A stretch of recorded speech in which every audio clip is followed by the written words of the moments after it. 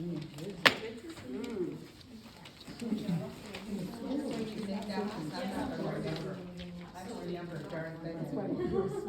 all right. I need to write these down.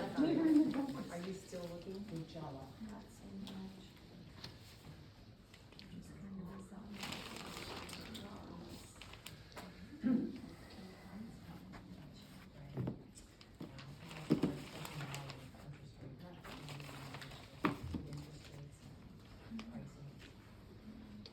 All right, well, should we get started? All right, I am very happy to see everyone here today. Thank you so much for joining us. My name is Sarah Drexler. I'm the Executive Director of Mount Vernon at Home, and we do have a couple Mount Vernon at Home members here. If you're interested in learning more about the program, I'm sure they would be very happy to talk with you.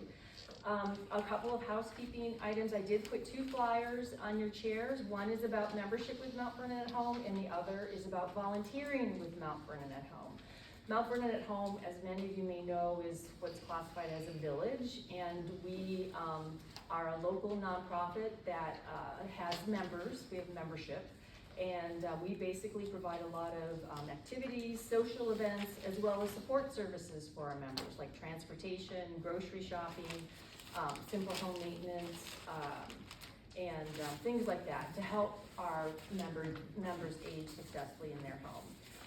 And because of what we do, we are so lucky to be connected to Pete Crouch, who is very involved with, has helped many of our members with some of their home issues and that sort of thing.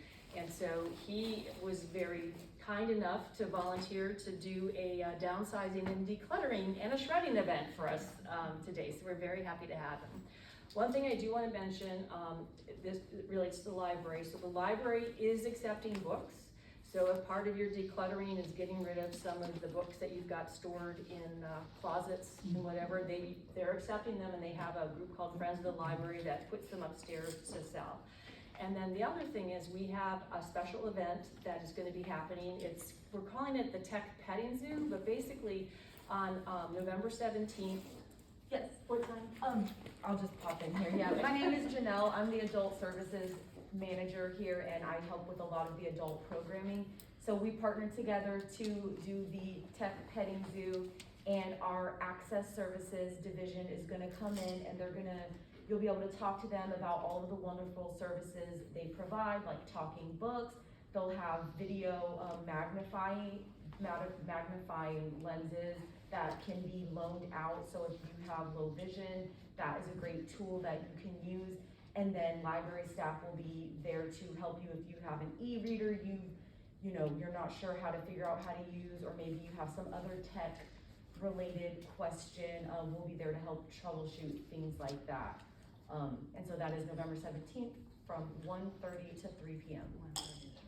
Thank you so much, Jen. Yeah, and we're very fortunate. Our office is right upstairs in the library, and we really have worked together on several of the programs that we've offered this fall. So without further ado, I will hand it over to Pete. Thank you. And please, there's plenty of food for lunch if anyone's hungry, so please help yourself. And any questions come up, raise your hand, just jump in. We're not doing the wait till the end thing at all, so please jump in. This is my daughter, Catherine, Katie. Katie has joined us in our practice, our real estate practice. So I'm a real estate broker with McEnearney Associates, and I've been a longtime volunteer here at Mount Vernon at Home, back to the days of, gosh, just lost her first name. So Barbara Sullivan, thank you. Barbara Sullivan, and Dave's been my steady, I think I've helped a bunch of folks that Dave keeps calling and I've helped share. So we have construction background in addition to real estate background, and one of the things that we try to do for anybody at Mount Vernon Home is if they have a major repair or anything that needs to go on, we're happy to look at it ahead of time and or check prices and or check quality of the work, things like that, just because we have that background. I volunteer for At Home in Alexandria also, and 2 years ago, I think it was maybe 2.5 years ago, someone up there called on a Friday and said, I've had a plumber here all week to fix one faucet. And she got a bill for $10,000 and had already given them her credit card. fella came in on a Monday, she said, I need a faucet, and he looked around and realized she wasn't at her best, looked around and he replaced everything in the house. Now he did decent work, but it might have cost about $2,500, but none of it was needed, but he billed her 10. And fortunately we were able to, just make a real ruckus and called the police and all that kind of stuff, and she got her deposit back, she got the whole 10,000 back.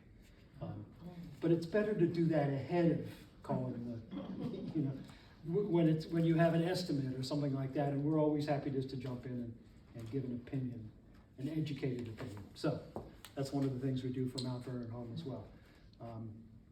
We've kind of backed off our grocery delivery, but we did a bunch of grocery deliveries during the pandemic, and I think everybody's kind of past that for the most part. But so we try to jump in where we can.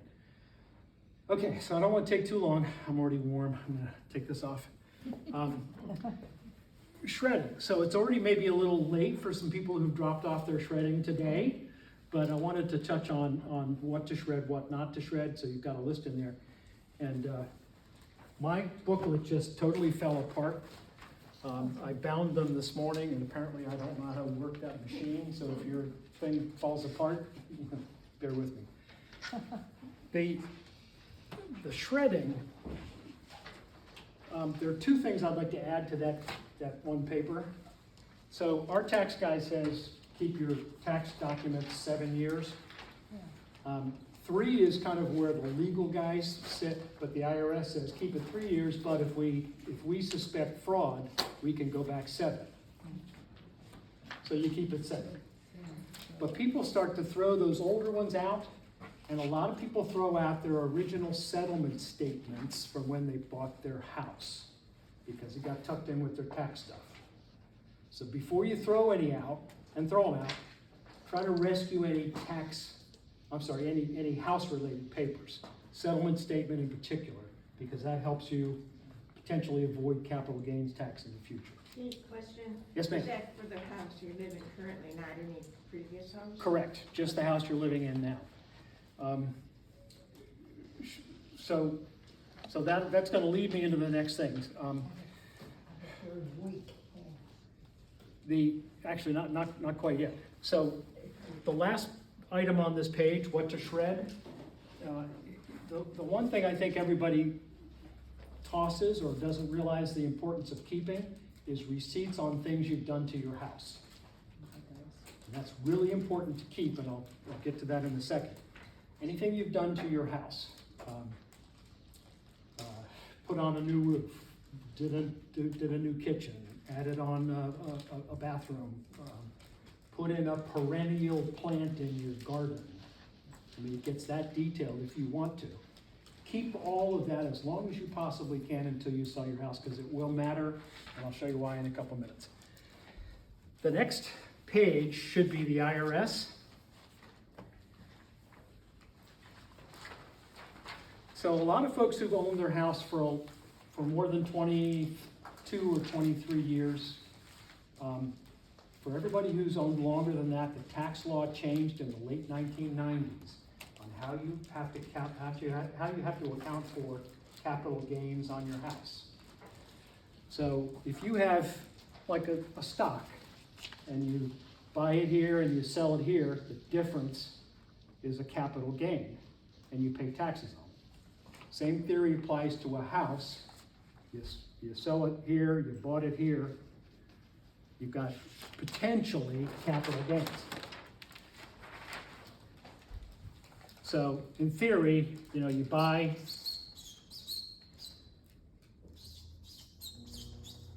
you sell,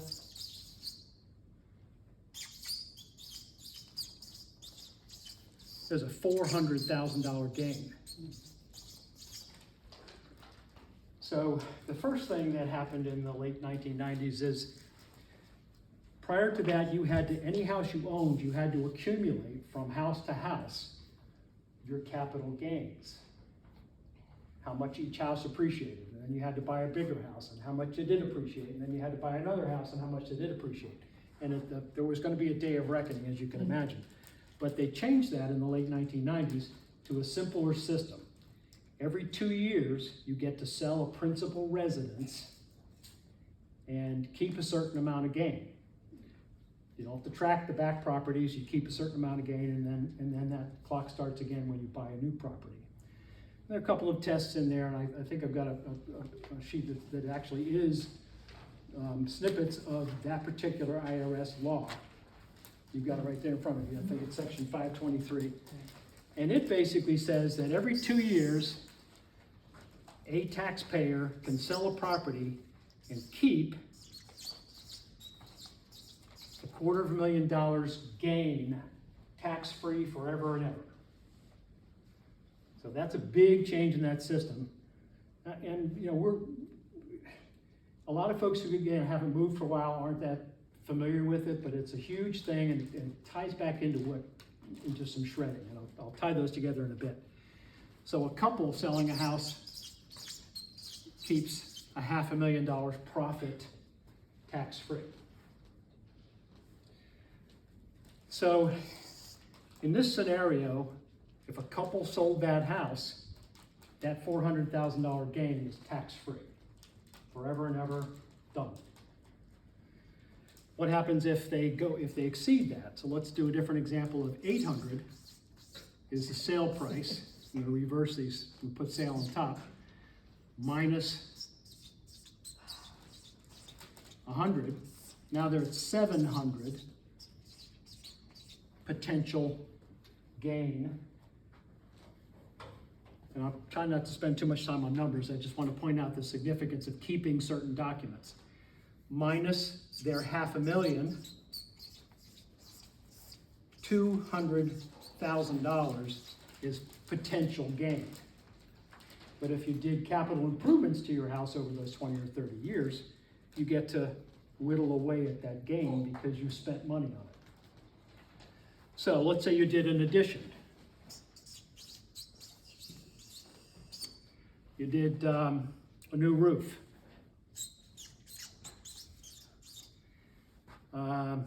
Windows. Furnace. What are they costing these days? 14. And pretty soon, you have no gain because you've shown that you've spent money to improve and to get that price. You spent money to get that price. What about what you pay the realtor? Minus. So up front on the sale, that's a gross number. Yeah. Let's say the sale was really, $825. Gross, net. So if you walked away with 800 Yeah. after paying the expenses of sale, Yeah. that's when you start. Yeah.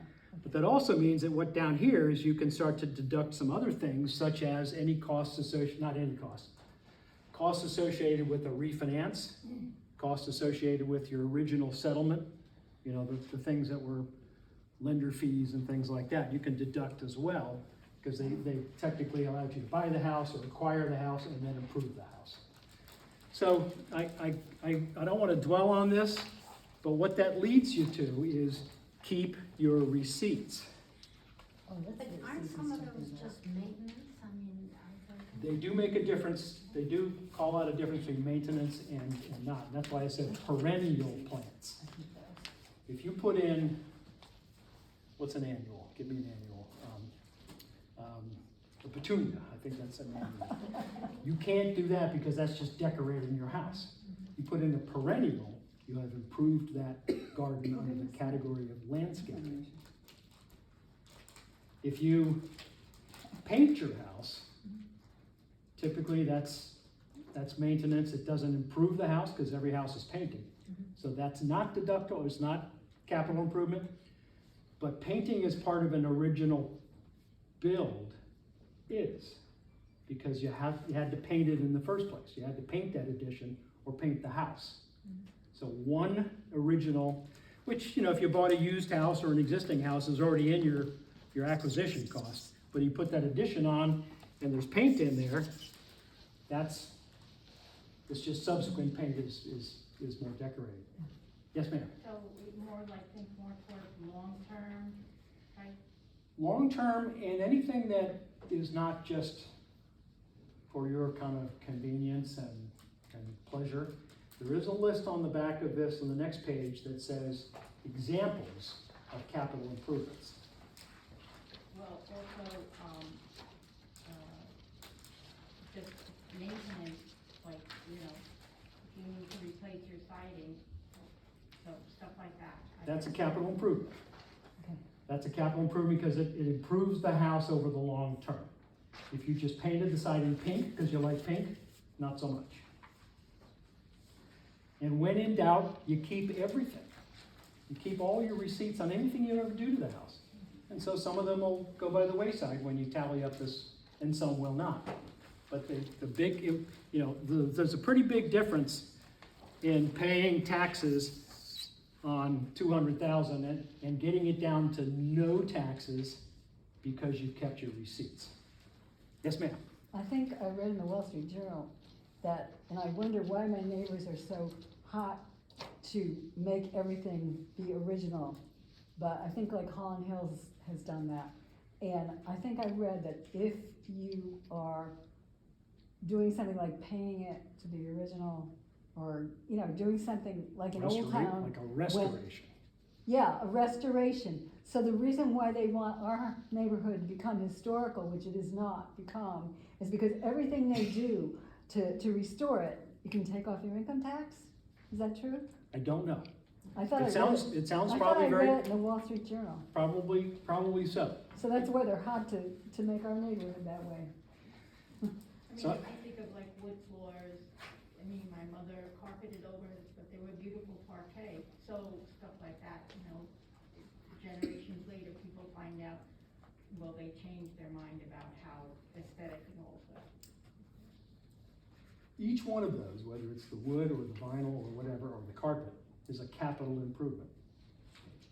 Even the carpet? Carpet's a capital improvement, Really? yeah. So, but here's the kicker. The only kicker or the only test on that is, let's say you live in a house 50 years. And over the course of that time, you've had 3 water heaters. Hot water heater. You can only keep the most recent because it's got to still be in the house. So you can't add all 3 water heaters because 2 of them are gone. But again, when in doubt, keep those receipts. And because we're shredding things, I see a lot of people shred things they probably shouldn't. So shredder's gone and the things are in little bits, so sorry. You share? Well, maybe it's a quick question. I used to think you had to differentiate between labor and materials. Not anymore? I've thrown a lot of things out of summer. If you can show a receipt, which is gonna be labor and materials, you're good. So every time I have a handyman come in and he does something that really improves the house? Improves, Uh-huh. not, tighten a doorknob or paint a bathroom, but Uh-huh. improves, absolutely. Wow, okay. Absolutely. And at the end, when you sell a house, you have to kind of account for those capital improvements, and there's a tax form for that. If someone were to go through that, like your tax person or, heaven forbid, the IRS, they'll tell you, well, this is, 90% of these are capital improvements, these 10 have to go. But all of a sudden, you start whacking at potential tax bill. So a That makes sense. $10,000 kitchen redo, that might have been 5,000 labor, is still a $10,000 capital improvement? They're typically gonna go off of your bill, what bill you had from the contractor. But the So, person overcharged you and they say you paid in full, and if they overcharge you, you take the whole thing? That's our extremely favorite, that. so that way you may get back a little overcharging, but, Yeah, I can understand. anyway. So my whole point with this is that, there's 2 things, is keep those receipts, keep a big envelope, big folder, whatever, and you have a question as to whether or not it's a capital improvement or something small, keep it. But the bottom line is, I think you can see how the tax law is now geared toward basically saying, prove how much you've got into this house, and we'll count that against possible gain. Yeah. So keep those receipts, and again, I hope they haven't been shredded in the past. And then if you're shredding tax past year's tax things, pull out any settlement statements that you have from purchase or refinance. Those are biggies, because that all takes away from this possible gain.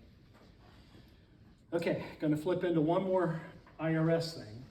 And on this first page, you see this little chart at the bottom?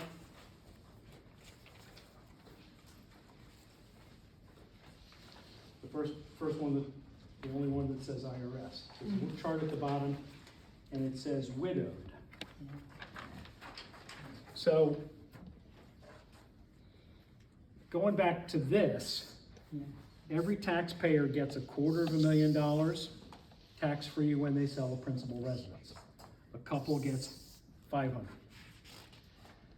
So a widow can keep that second exclusion for 2 years. That's too late. But there's a fix. Oh, So what happens in year 3? If you sell your house in year 3, 3 years? You mean 3 years? 3 years after the passing of a spouse. Yeah, 3 years. Well, 6, so. So 6 is. the IRS doesn't address that here, but there's a fix for it. They have a fix. And this is something I find a lot of people have no clue about, and there's something to do about it. It's not too late. No, it's 6 years. It's almost this month. Doesn't matter. Really? Oh. Doesn't matter. So here's what happens. So let's use that 800 again. You know, if you've only got one 250,000 exclusion, you can see where you're kind of in trouble. So you get to that little over 2 years from when a spouse passed, you'll lose that other $250,000. IRS says, well, okay, we'll fix that because we don't want to have people have to move out of their houses. It's an injustice, it's not right. So what has to happen, let's say we're looking back 3 years. If you automatically inherit half of your house because your spouse passes away, let's say 3 years ago it was 600 because we've had a couple of nice years or 3 nice years and now it's 8.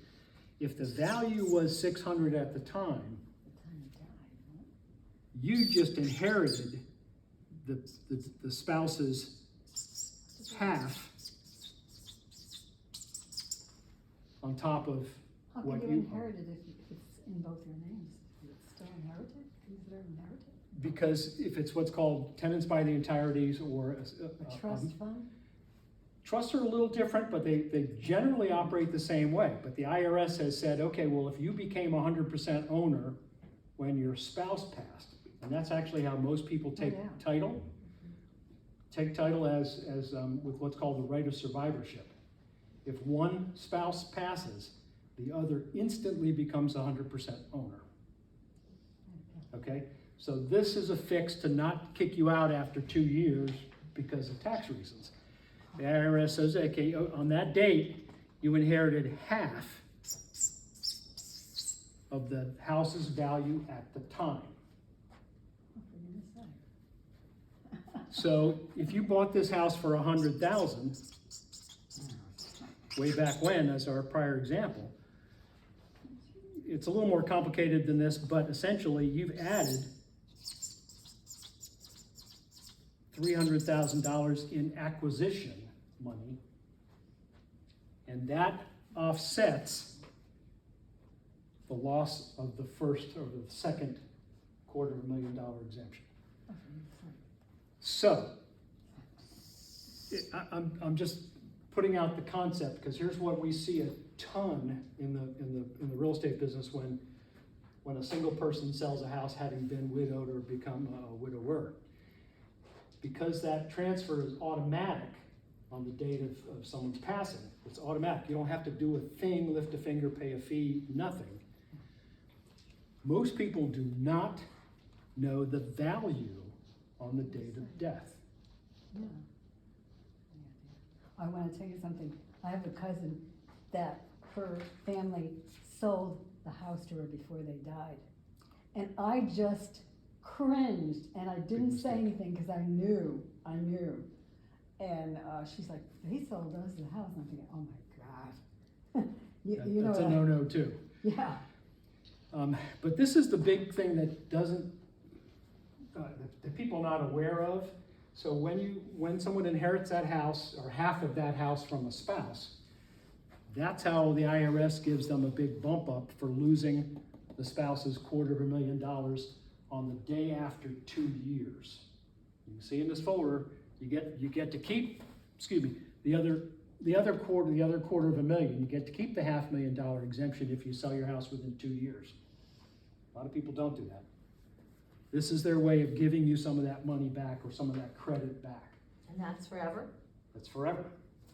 But the issue is proving the value at that spot, because most people have no clue that they just inherited a certain asset value unless you do an appraisal.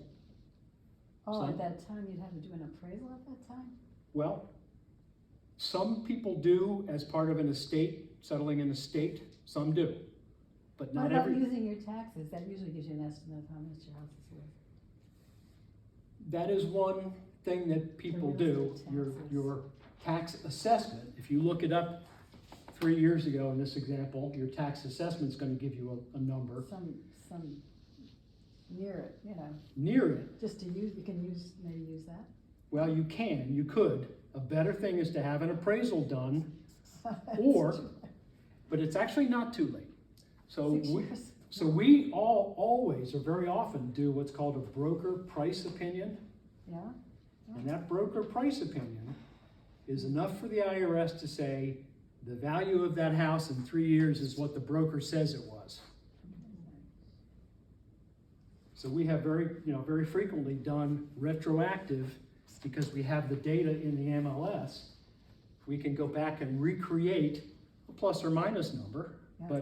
but if we average 6 houses that sold within a few months of that, we can come up with a value of your 1,800 square foot house, 4-bedroom, 2-bath, whatever, Yeah. pretty darn closely. And then that substantiates this bump up that you get. But if you, like, you know, you do like a median of the homes in the area that's sold, but I mean, let's say you put in a pool, and these other people haven't done really anything, no upgrade, I don't know. You have to make adjustments. So what we try to aim for is six comparable properties at that time, around the date of death, and we use the MLS to try to go through it. MLS has a decent description of things that have been done to the houses, because those agents are trying to say, we've got a new pool, or we've got new appliances. So you can get a pretty decent read, and then there's some adjustments, plus and minus, that we make to get to an approximate. And your idea of taking the tax assessment 3 Yeah. years ago is a good one. But the average house Yeah. in the last 2 years has sold for 1.21 Yeah. times the assessment. Yeah. Well, thank goodness, because your real estate tax would be higher if you. You don't want to walk away from that 0.21 if you just use your tax assessment. You want to use market value. Yeah. And it's pretty easy. It's not easy. It's a couple of hours to recreate. But it's just something to keep in mind that, for anybody who has lost or, unfortunately may lose a spouse, it's just something because that people don't document. And it can help you in that, we'll call it the new tax system as opposed to what it was before 20 years ago. Does that make sense? As long as you stay in your house, you really kind of hate it when the taxes go, when the houses go up, because your taxes go up as long as you're staying in your house, right? Yeah, but somewhere in there is a good number, is a positive number, even if your taxes go up. Okay, so, again, I'm not a tax person, but I see this all the time because our specialty is working with older folks, and sometimes it's someone who's lost a spouse. We're working right now with somebody who lost a spouse 13 months ago, a Mount Vernon home person who lost their spouse 13 months ago.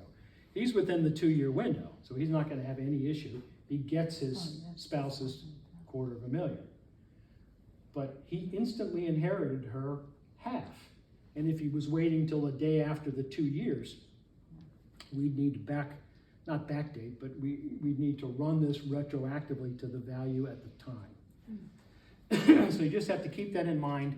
If you know people who've lost a spouse or anything like that, just ask them if they have an appraisal, and just it's a piece of information that will ultimately be a big help. Yes, sir. How often do these laws change or get modified? Not very often. This one was, I think, 1996, and it's still in effect. In fact, there has been in the last 2 or 3 years a focus on should we reduce that $250,000 per, but they've not changed it. How come in the that, last- they're not changing that, but like the IRA, if your kid inherits that, they have to use it within 10 years now? And that could jack up, if they have good income, that can really jack up their Katie, I don't taxes. have a great IRA, so don't count on it. But, you know, for folks who've got some equity and then inherit a half of a house, that's a big thing. Yeah. So I point that out again, you know, that issue. All right. So I'm not gonna spend any more time on taxes, but if you know, again, if you try to keep that in mind, that somewhere along the line, somebody should substantiate the value of a property on the date of someone's passing. How much does an appraisal cost usually? I think they're about $450 these days. About $450? We do broker price opinions for free, Oh, really? and they withstand the IRS Oh, wow. stuff. Okay, so keep receipts. Try to figure out how to get either a broker price opinion or an appraisal. Some people, again, just do one at the end at an estate situation. Other people do not, and you don't have anybody telling you you should. So just keep that in mind. All right, so that's my paperwork stuff.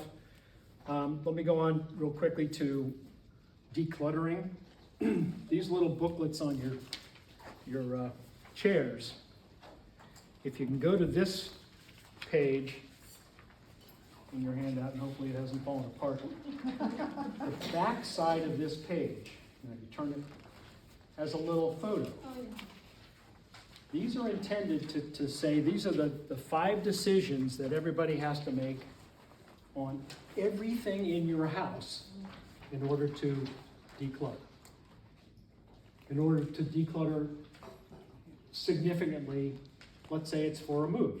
But even if you're just decluttering, just to say I don't have tripping hazards all over my house, this is the process everybody goes through when they look at things in their house. Do I keep it? Do I give it to family? Is something that I can sell that I no longer need? And then it's donate and discard. Those are the 5 decisions, and you can empty a house that way. You really can. Yes, ma'am. I don't know the value of what I have in my home. Is there someone who can come to my home and I can point things out and they can tell me the value of it? There are several companies that we use, so we help people do this frequently, that we use. I can give you them if you want to jot them down. One is Potomac Company in North Alexandria. They're a gallery, and they focus on art and antiques. Gallery? It's a gallery, and they do a lot of their things online these days, photography. So you can actually send them a picture of something that you have, and they can say, you can ask them, approximately, what do you think this is worth? Unfortunately, the things that we think have value these days, not so much.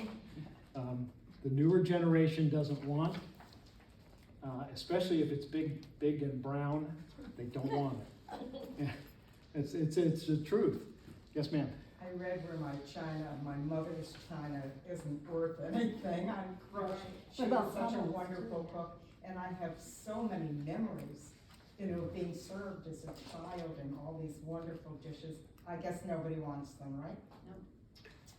A lot of Hummels aren't worth that much either. And you know what, your china cabinet that you had the china in, because it's big and brown, right? And a whole collection of Waterford crystal, it's worth nothing. Oh, are you kidding? It goes my You can sell things for pennies on what you think is what they're worth, but not that What much. about sterling silver? Nobody wants them. Kind of the same, but because it's silver, it still has value, and a lot of At least they people don't have to polish it.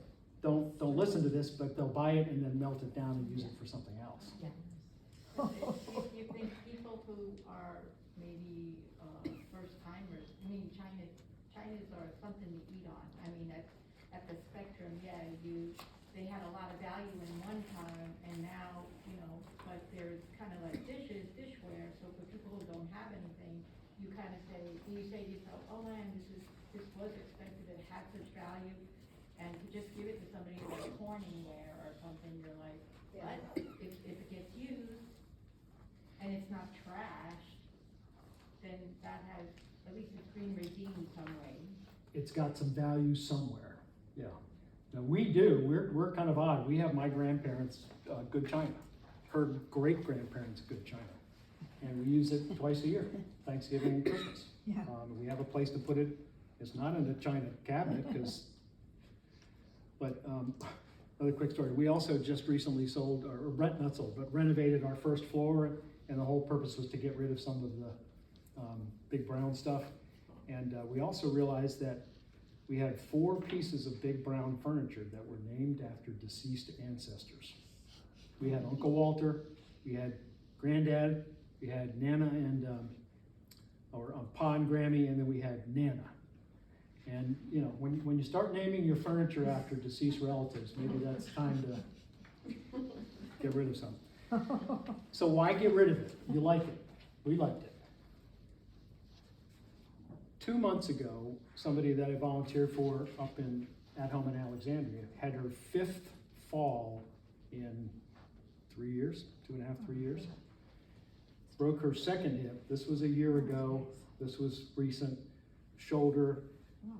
You can see the metal bar in her elbows from having done on the sidewalk. And she has some equilibrium issues. So this fall, her son, who lives in Seattle, finally said, Mom, you're coming out of rehab and you are going right to assisted living. You're not going home. Done that, and every single time there's another fall. And frankly, the only thing that saved her life was that son in Seattle had put a camera focused at the bottom of her stairs, and he checked it every night before he went to bed. And one night, there she is in a pile. But one of the reasons to do this is that she lost control of her life by not doing it. And not paying attention to the fact that things were changing. Her son had to take over control, which he didn't want to do, and she lost control. So if you want to keep control, it's not just a control thing, it kind of sort of is. It's a control thing. If you want to maintain control over your life, sometimes it's better to be prepared, you know, than not be. So I ended up, because I knew her, I ended up picking everything that went into her new apartment. I'm a real estate guy and a volunteer. One family member in Seattle, he couldn't make it over at the right time to pick the things that went into her assisted living place. That's kind of giving away control over your life. When your real estate guy picks the things that you're gonna live with for the rest of your stay here. But it's not, you know, and again, if you've already narrowed down the things that are important to you, I don't have to pick. You know, you've already done it, and you've been proactive. Within a month of this happening, someone else at home in Alexandria had a medium stroke. And she pretty well recovered, but she still has some speech and some mobility issues. And she said, I'm leaving. I set my house up to be a 1-level house and I could stay here forever. It is now time, that's my signal, I'm out of here. And she went to a different assisted living place. She maintained control. She picked everything that came with her. She picked her timing, she picked everything. So I think that's just, you know, we see it all the time is who's making the decision, and the people who make their own decisions and do the preparation are just in so much better shape. And heaven forbid nothing happens and they just don't wake up some morning. Great. Their kids don't have to go through this, you know, as much of it. So I think that's one of the reasons I think decluttering is important. And then purely from a safety reason, you know, you want to get things out as much as you can. You know, another example was somebody who her stairs up to her bedroom, the walking pathway was about that wide because both sides were packed all the way up. And, you know, sooner or later, but fortunately she moved before that happened, sooner or later, you know, that's an issue. So I think, you know, everybody has their own reasons for decluttering, but you know, sometimes it's a move, sometimes it's just to be safe, sometimes it's just to be prepared. It's just something that everybody is kind of probably well advised to do. Yes, ma'am. Pete, one example, and I dealt with some of this when my parents passed. And I have a cousin, for example, who uses her mother's beautiful sterling silver tableware every day That's great. because it brings her joy. So if you've got things like that have a lot of meaning to you, and maybe they don't have a lot of value on the open market, get them out and use them, and experience the joy they bring you to use them. You should all have to polish sterling. Absolutely. Absolutely. Just a bit of polish. And if it's really hard to give something away, we've seen people write handwritten notes in them and leave them in the drawer. You know, this was my great-grandmother's, I'm gonna donate it to somebody. And they feel good about writing the history, and they hopefully somebody feels good about receiving that donation or sale if it's something to be sold. Absolutely. Use it now. Why keep it in the attic? Would you say again, there's a Potomac company and then there's the gallery? Oh, I'm sorry, Potomac Company, and it might be spelled a little crazily, there was a W in there if I'm not mistaken, P-O-T-O-W-M-A-C. But if you put Potomac Company, and no matter how you spell it, it'll probably come up with Potomac Company in North Alexandria. And then there's also a company that during the pandemic switched from helping clean out houses, didn't eliminate that, but they got more into the art appraisal or antiques appraisal, and that is Ararity, A-R-A-R-I-T-Y, Ararity Services in the Bellevue area. So we have both of them come in and take a look at things when there's an estate to evaluate or someone's trying to downsize and wants to not take certain things. Evolution Home is another really good one for things like the crystal in China and stuff like that. They just, what's the road they're on now next to Market Ready? Pickett. They're on Pickett in Alexandria, and it's a lovely, you know, locally owned small business, and they will frequently take things like china and crystal and different, you know, the fun, meaningful tchotchkes, that kind of stuff. They won't always take everything, and it's a consignment type situation, but they're a good option to look into as well. What's the name of it? Evolution Home. And online for things like china, crystal, and tableware, replacements.com is a site where people can get like matching pieces to something they broke, for example, and they buy, you know, so they buy and sell. And so it is a place to go and look up what you have to see if it does have any value. Because if that's the case, and they have a market for it, they may buy it. But it gives you at least a general baseline of whether your particular item has any value at all.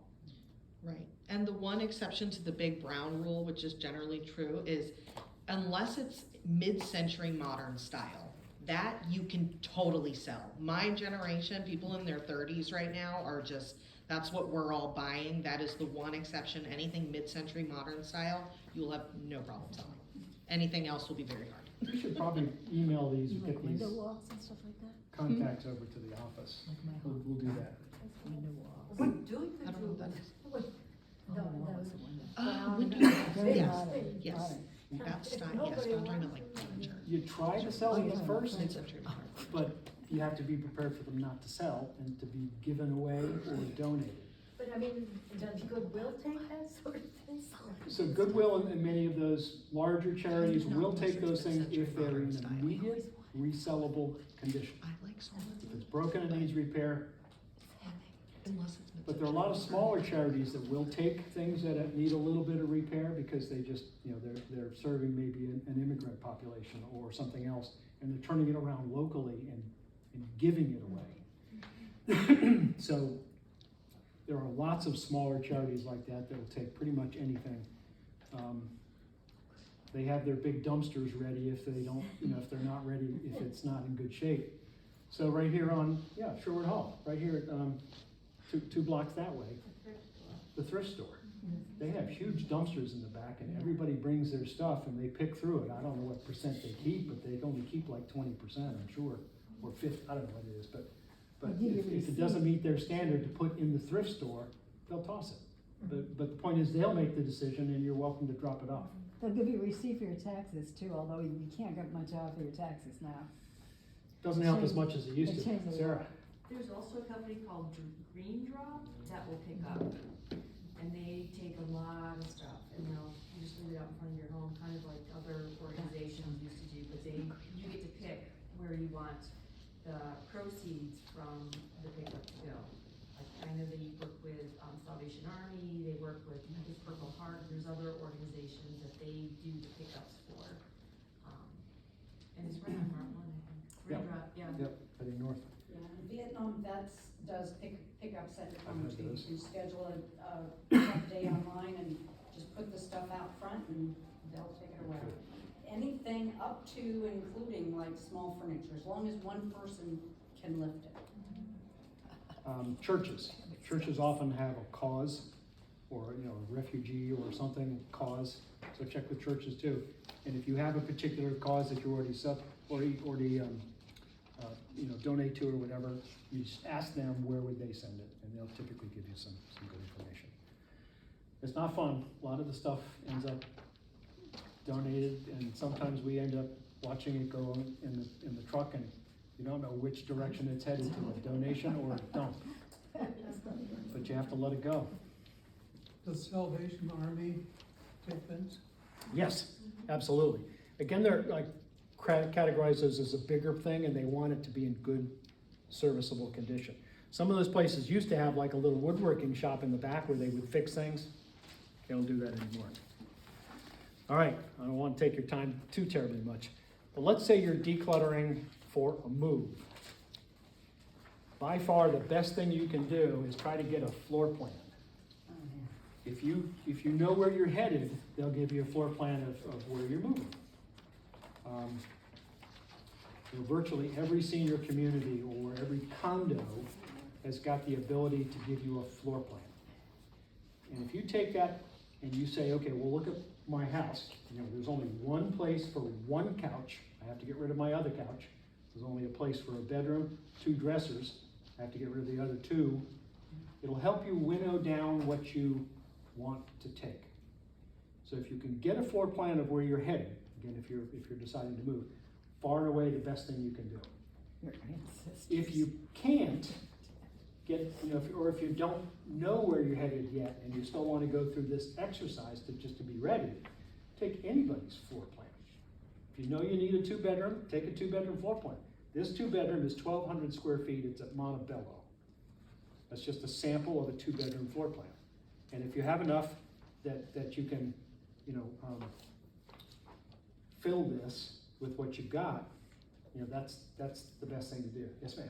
It's so funny in a way, it says dining room, but a lot of people, they don't want dining rooms anymore, like, hence the furniture and all, all the stuff that comes with it. So, you think sometimes, maybe you could rig the dining room into something else, but I mean, that's a lot of space when you think about it. If you're downsizing from like a 4 or 5 bedroom to like a 2-bedroom, and then you're like, oh, there's all that space in the dining room, Do I use it anymore? The answer is no. Well, or on the flip side, the gentleman that I'm helping, Mount Vernon home gentleman I'm helping move right now, he picked a bigger 2-bedroom, and he is taking his table. So it kind of depends on what you really feel is important. Working with some other folks right now, they're downsizing to a 700 square foot 1-bedroom across the country in Arizona. Okay, those are some tough choices. But when you think about it, we all started maybe from like small beginnings anyway. Yeah, we did. And in most of our situations, is that roll of red tape or pink tape in there? Yep.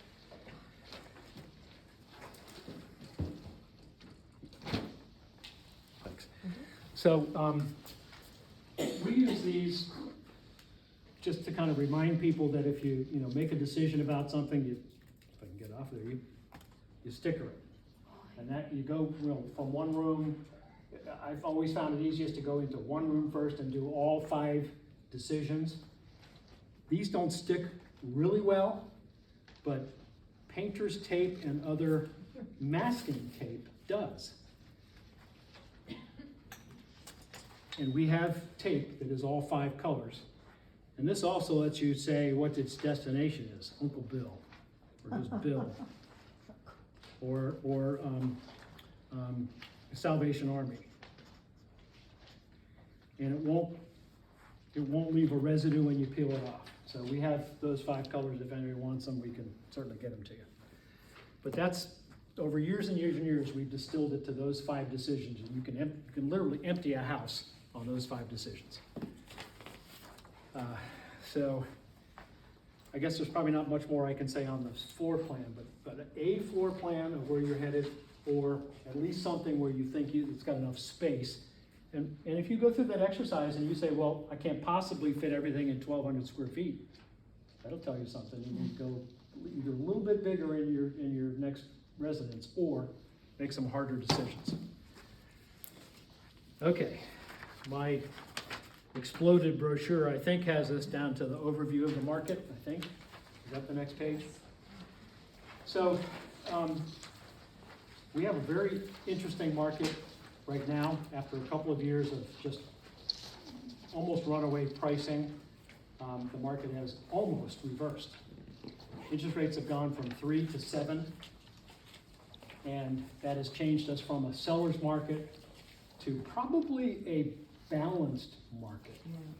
Not so much a buyer's market, but a balanced market where there's similar numbers of buyers and sellers. And everybody that we talk to has predictions that the rates will come down. They are not, mortgage rates are not really related to the Fed raising interest rates 0.25%. Those interest rates are what they call the overnight rates that they lend to banks. Mortgage rates follow the 10-year Treasury bond. And normally they work kind of opposite. One goes up, the other goes down. We have a kind of a weird situation right now.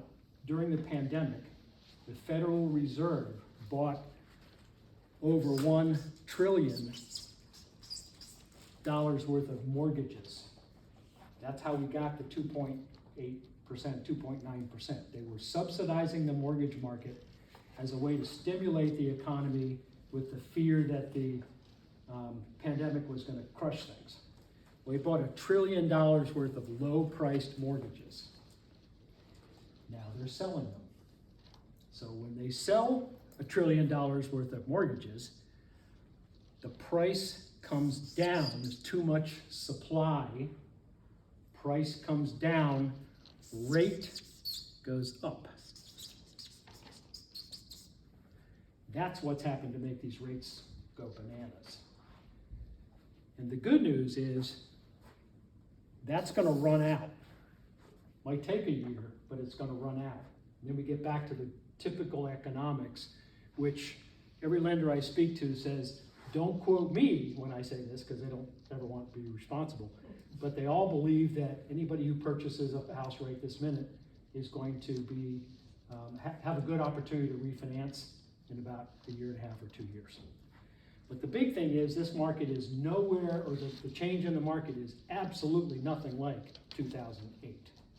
Absolutely nothing like 2008, where we had bad mortgages that drove a financial collapse.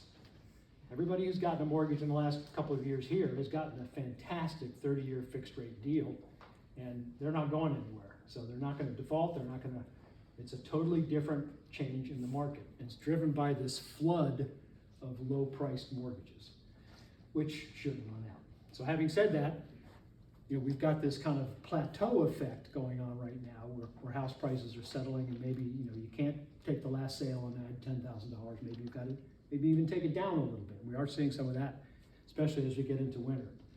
But another statistic is that the Council of Governments, Metropolitan DC area Council of Governments that represents the whole metro area and all the counties, says we are still, based on the balance of homeowners and renters and the number of jobs we are creating region-wise, we are still 30,000 for sale household units short in the DC metro area. Which means there's still a lot of buyers out there because we're short of housing. Yes, ma'am? Are we feeling the Amazon effect? A little bit, but Amazon is a 10-year program, and I think we're in year 2 or 3. Okay. 10-year program up in South Arlington, Crystal City. And over the course of 10 years, they're gonna bring in 35,000 workers. There's still a plan. But in 2008, 2009, under that base realignment thing, BRAC, Crystal City lost 35,000 workers. So it's only coming back up to what it was. You know, they all went down to Patuxent or out to Seminary Road and 395. Yes, ma'am? What that, like, is that, I mean, you said, okay, well, there's a shortage of housing, but I mean, I think I hear like shortage of housing almost anywhere. Like why, even though this is a great employment area, but, you know, you do hear that, you know, there's a shortage in a lot of places, so what maybe makes us so different from no matter where you are. It's the fact that we have a great economy here, and people's jobs and their livelihoods are stable. So a lot of renters continue to look for houses to purchase. For people coming into town look for houses. I've got some folks coming in from, Katie, you would remember this. Sorry, I caught it right off guard. A couple coming in, I think from Denver, coming in December, and they're looking for houses and they can't find anything. It's not price, it's just what they're looking, you know. So there's still a significant demand. Yes, ma'am. Was there a time, a little while back, when any home improvements that you wanted to take off had to be within 2 years of the sale? I don't think so, but Okay. but if you're fixing up a house to get it ready for sale, that is considered a cost of sale. So if you're repainting, even though it's not that original builder painting, if you're repainting, that is a cost of sale, and it comes off like a closing cost. But it's gotta be within, it's shorter than 2 years. I think it's within like 6 months at most. So anyway, I think we still have a very good, strong economy and market going forward. Why does that matter to people in our bracket? Well, should you be considering a move, I think we've still got a good economy coming ahead, and the fact that we've appreciated so much in the last couple of years, I think that's plateauing, maybe a slight downward, but it's not crashing. So let's say let's say we had 40% appreciation, or let's just use that round number, 40% appreciation. If we ever lost as much as 10%, you're ahead 30% in the last couple of years.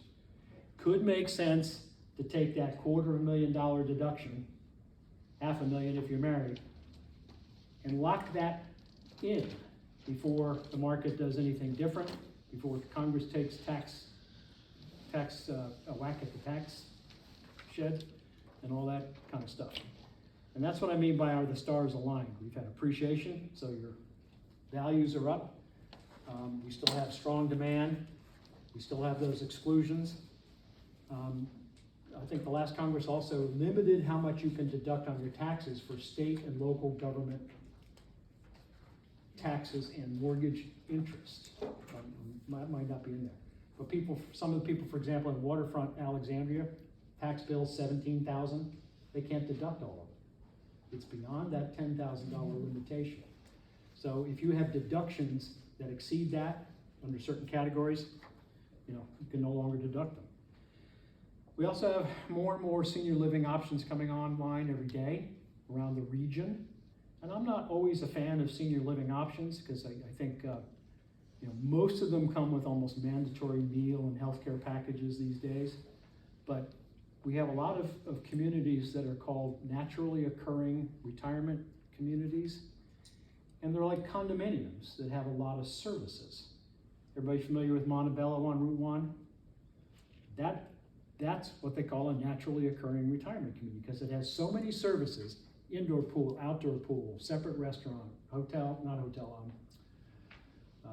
gift shop and a little shopping like a 7-Eleven on site, and a ton of additional activities and things for folks who want to basically not leave their community, but can walk across the parking lot and make use of all these extra facilities.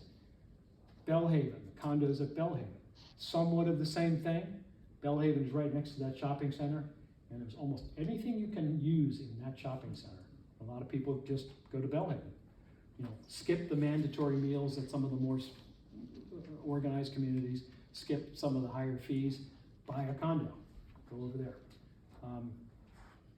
I don't know if this is true about Mount Vernon at Home, but a few years ago at Home in Alexandria, so the goal of the villages is to keep people in their homes as long as they can.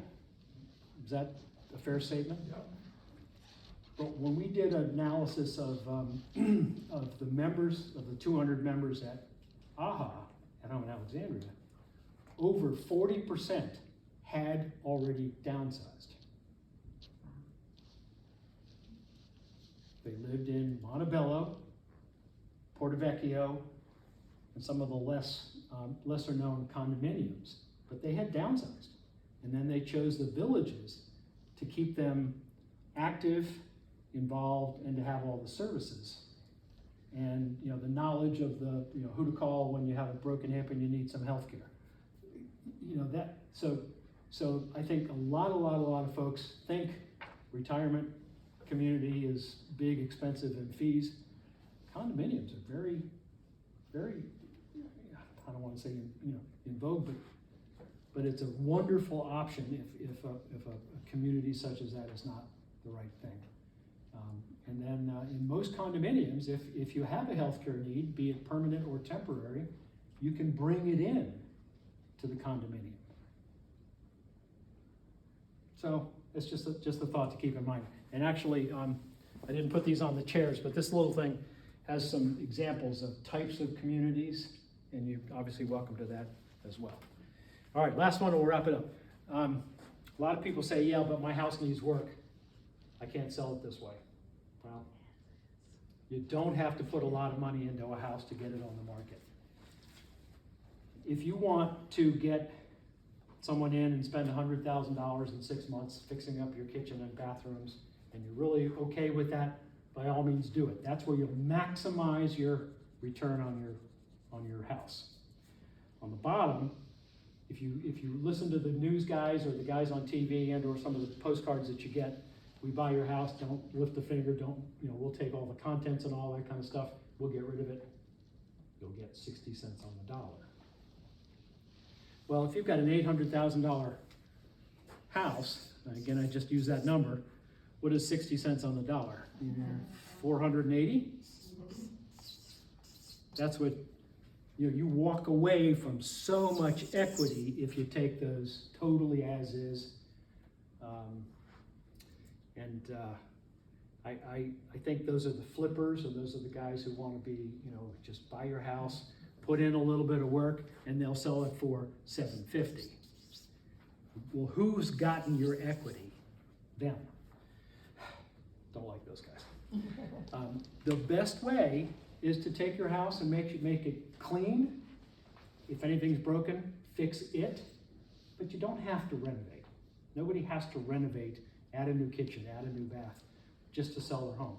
The market is strong enough here, you just don't have to do it. So why spend the time and the money and the aggravation? Clean. Ideally, you move first so that it can be painted, maybe some new flooring and things like that, but not wholesale renovation. So the one in the middle is the way to go, and you'll get just shy of full market value in this area. That's the way to go, but you don't have to do wholesale renovations. Yes, ma'am? Yeah, people also, when they like renovate, sometimes when people buy, they just get rid of whatever you do. Yeah. Anyway. It's not their So, style. you know, and some people that like knocking walls and stuff, so Yeah, they you put your money into it and then. Leave that to them. Give them a fresh paint job and a clean smelling house, and leave that to them. I just don't. There's no reason to go through a 6-month ordeal, having just done our kitchen. We did our kitchen pretty quickly, but generally speaking, it's going to be a pretty big ordeal and expense for very little extra. other than clean and fresh and freshly painted. Maybe you put in a new countertop in the bathroom if it's broken, but you fix things like that, maybe dress up a couple of smaller items, but you Maybe just never- make it like, you could go in it, you could live in it, it's not what you like, but at least somebody could walk right in and live in it, maybe. Yes, exactly. So, I think market ahead is gonna soften, but it's not gonna be crazy. We just have too much demand, and the rates should come back down in a year and a half. Are they gonna go back down to 3? No, that was artificially low. But right now they're artificially high. I think all the pieces of the puzzle are in place for an older person to move. We just downsized a couple years ago. So we locked in our profit, one time, done, nobody ever gets to look at it again. We moved to a smaller house, actually we moved to a townhouse. We're gonna move again because we don't like the stairs. But, Yeah, that's true. I think there's a good reason to downsize should anybody want anybody be considering it. And I think the decluttering part is just preparation, staying in control of your life and not having it handed over to somebody else. Does that make sense?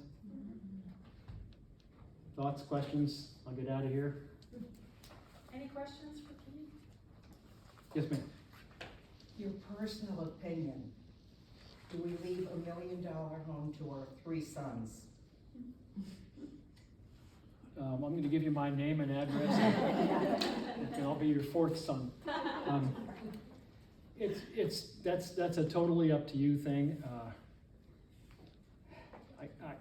People go between, I want to do it pro rata, a third, a third, a third, and I have a friend, I totally disagree with him, but he's got a son who's black sheep. Black sheep is out of his will, just because he hasn't performed as his dad wanted. So it's personal as to who you leave it to. The big thing is don't transfer it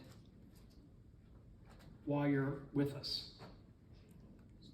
Because, thank you, while you're still alive. I'm trying to avoid that. But don't transfer while you're still alive because they will receive it at your initial cost when you bought the house. If they inherit it upon your death, they receive it at its value that day, and there's no capital gains tax. Yeah, my cousin finally said something to me about it, and she said, "Oh, we had to pay these terrible taxes," and I said, "I knew that, but I got didn't transferred say while it. she was I didn't say alive." anything. I said, "When you told me you did that, I was like, oh my God." My boss was the head of the BRAC committee. My boss at the Pentagon was the head of the BRAC committee, and it affected his personality. He was not as nice a person. Well, you can imagine what kind of pressure you're getting when you're ahead of base alignments and closing. And some places, you close that base and people lose their jobs and House prices go down. so his personality changed when I was working for him. He became a little bit, he wasn't as nice a person because he had to be, kind of heartless to do some of that stuff. You close the base in that town and like I said, people lose their jobs, stores close. It's just, I would not have wanted to be in charge of Issues, BRAC. no. Of course, I have no way it would be. One last thing to point out, in this thing, on the bottom, there was a kind of a sequence of events. And I think if people follow that type of sequence of events of, chatting and doing the research and all that kind of stuff, it makes a move at our age much easier, much easier. And we routinely meet with folks just to chit chat, no obligation, all that kind of stuff. But we also have all the vendors in place who might be able to help. Donation people, painters, all those different kinds of folks that can help. Folks will come in and take everything out of your house once you've taken what you want to the next place. And they'll take care of the rest. Period. A lot easier. Anyway, thank you. Yay. Thank you. This was great. Please help yourself to food if anyone's hungry, or take some home with you. But thank you so much for joining us. Yes. And well, hopefully this is great, so maybe we can do